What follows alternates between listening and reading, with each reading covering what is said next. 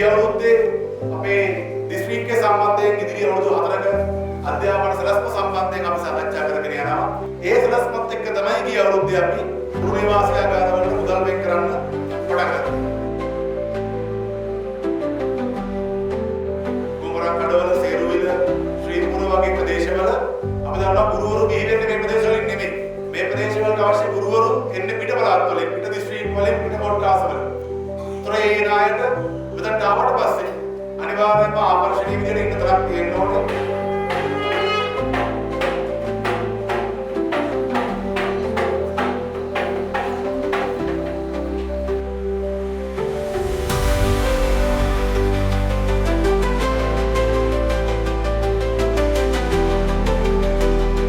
භෞතික සම්පත් හම් වෙනවා.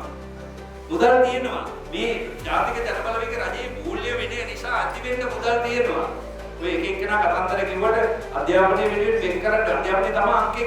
ඒක පොඩි උදාහරණයක් කියන්නම්. 2024 නැගෙනහිර පළාත් අධ්‍යාපන දෙපාර්තමේන්තුවට වෙන් කරලා තිබ්බේ රුපියල් මිලියන 1020යි. 2026